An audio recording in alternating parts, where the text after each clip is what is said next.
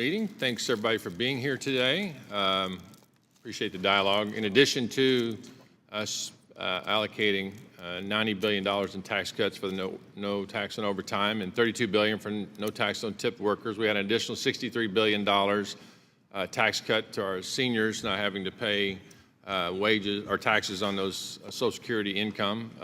It's estimated that it went from 63% of Social Security age to 88% now. They're not paying taxes on Social Security income. But I'm also proud of what we did inside the bill with the 529, the ability to use that to get certificates to make sure we have people that can actually get jobs. And I spent 35 years in the restaurant business, so I know it very, very, very well. I know how impactful this has been to people that own restaurants, as you both have testified to, the people working in the restaurants, helping the working families and the things they're doing. But my bill was the Education Workforce Freedom Act, which expanded 529 accounts to make K through 12 education more affordable and meet the needs of the American workforce. And it also allowed students, including public, private, and religious school students, to use 529 savings account to cover eligible education expenses such as tutoring, standardized testing fees, educational therapies, and among other educational expenses. And as we work through this tax code issue, and Dr. Edwards, I really appreciate everything you're saying, but I wrote down because I kept waiting to the very, very end. I listened to every word. I don't always do this with every minority witness, but I listened because as Mr. Swacker said, I really love economists as well. I love to hear what you have to say. But nowhere in your testimony did you ever say that we should ever cut a single dollar of spending, not one. An economist say that this has no political bias would say, friends, you have the ability to make legislation. Let's look at how we balance this revenue and expenses. Not once in 5 minutes did you say it. And if I missed it, I apologize, but I listened very intently.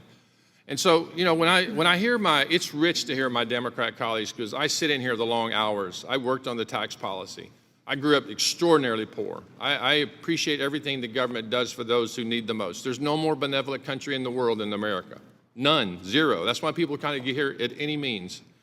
But it's rich for my friends across the aisle to say that, we're spending on big business. I remind everybody, about 2 years ago, we passed out of this committee 40-3 to get immediate R&D expensing, to get immediate expensing on capital purchases, and interest deductibility, 40-3. Now, I don't know if anybody's in this room. I don't see anybody over there who voted against it. I know who they were.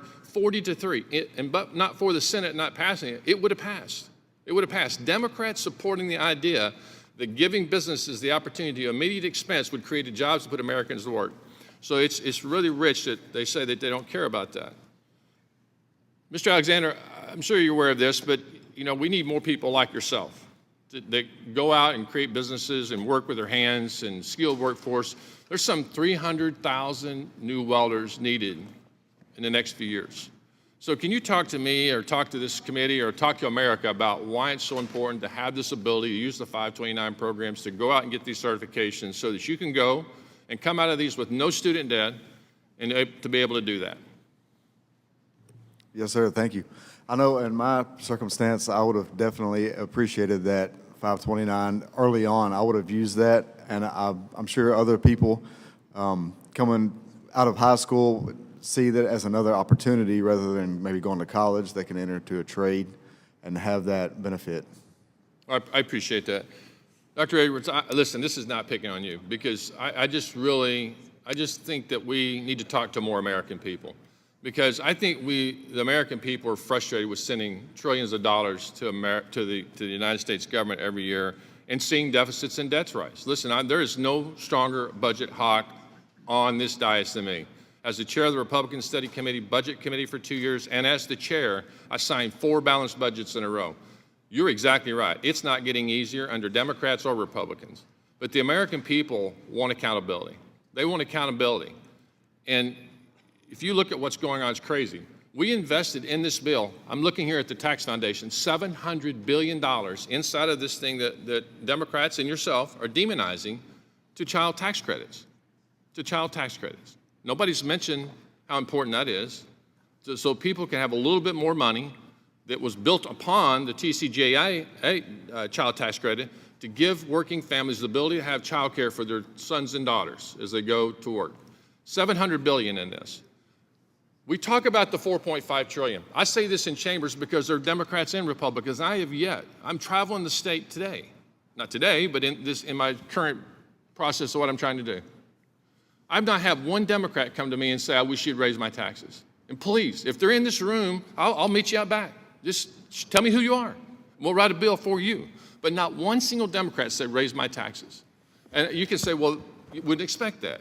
We've got to be the adults in the room. But the American people are tired of this experiment of us never doing anything to balance the budgets. They really are.